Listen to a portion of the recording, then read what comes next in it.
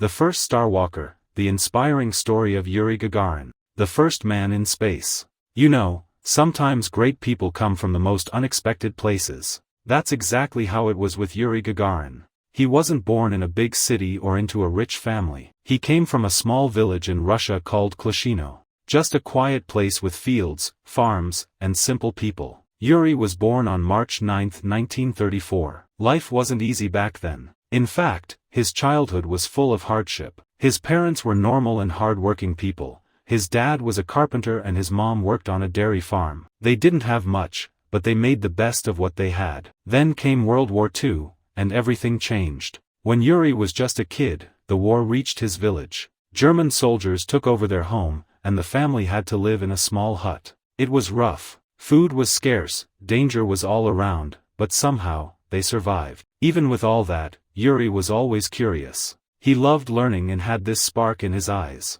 People said he was small in size but big in spirit. He liked machines, he liked flying birds, and he was the kind of kid who'd look up at the sky and wonder what was up there. As he got older, that wonder grew. He started building model planes and reading about flying. When he saw his first plane land in his town, he was hooked. That was it, he wanted to fly. That dream, the one that started in a tiny village during a tough time, would carry him all the way to the stars. So, Yuri had this dream stuck in his heart. Not just like a bird or in his imagination, but really fly, like a pilot. And once he set his mind on it, there was no turning back. After the war, his family moved to a town called Gzatsk. They later renamed it Gagarin, by the way. Yuri kept studying and working hard. He wasn't the smartest kid in the room, but he was focused. He had this quiet determination that made him stand out. He first went to a technical school to learn about metalworking, basically working with machines and tools. But that wasn't enough for him.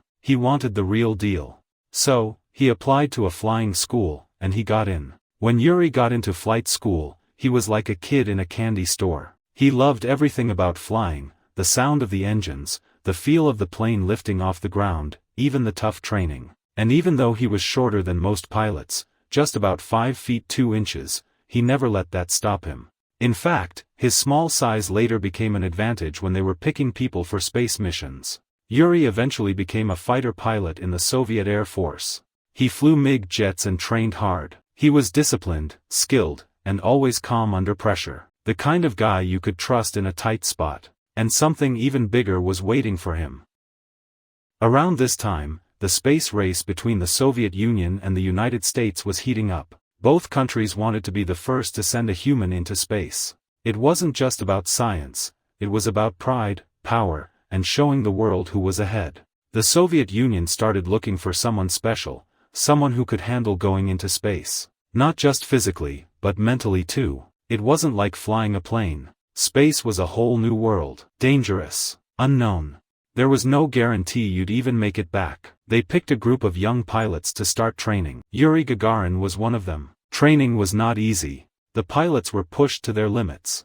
They went through spinning machines that made them dizzy, isolation tests to see how they handled loneliness, and they had to learn everything about the spaceship, how it worked, what to do if something went wrong, how to stay calm under pressure. Yuri didn't just survive the training, he stood out. He had this calm confidence. Plus, he had that small build, which helped him fit better into the tiny spacecraft.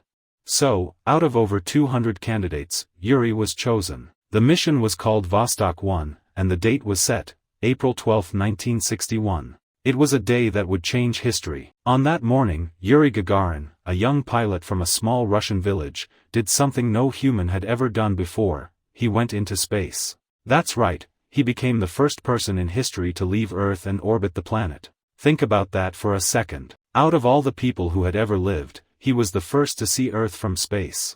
The mission was called Vostok 1, and the spaceship was tiny, just big enough for Yuri to squeeze into. It wasn't comfortable, it wasn't big, and it definitely wasn't safe by today's standards. But it was all they had, and Yuri was ready. Right before liftoff, he said the famous phrase, "Poyekali." That means, let's go, in Russian. Just 2 words, but those 2 words became legendary. The rocket took off with a roar, and just like that, Yuri was up in the sky, flying higher and higher until he was in space.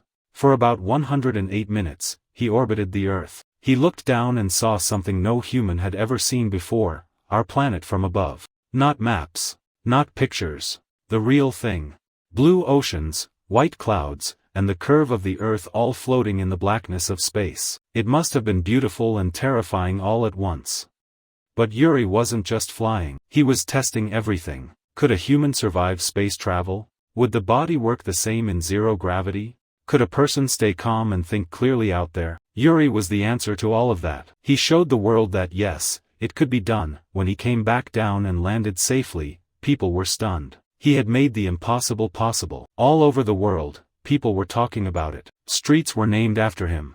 Statues were built. Kids wanted to grow up to be like Yuri. Even people in countries that were enemies with the Soviet Union respected him. He had done something bigger than politics. He had broken through the limits of what humans thought we could do. Yuri Gagarin didn't just fly into space. He made history. But all that fame came with pressure. Yuri was still a young man, just 27 years old. And now, he was expected to be perfect. He couldn't make mistakes, he couldn't be too honest, and he definitely couldn't do anything risky. The government wanted to protect him like a national treasure. They didn't want to lose their space hero. He wasn't even allowed to go on more space missions after that.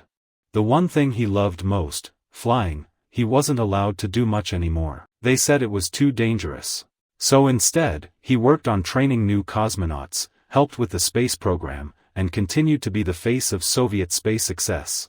But deep down, Yuri wanted to fly again. He missed it. He was a pilot at heart, not just a symbol. Sadly, Yuri's life didn't last as long as it should have. Even though he was grounded from space travel, he still trained, worked, and kept flying airplanes.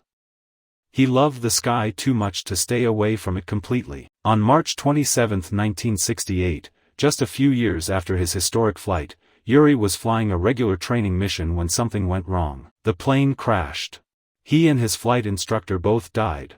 He was only 34 years old. It was a huge shock. People cried all over the world, even people who had never met him. Because Yuri wasn't just a space hero, he was a symbol of what humans could achieve when we dared to dream big.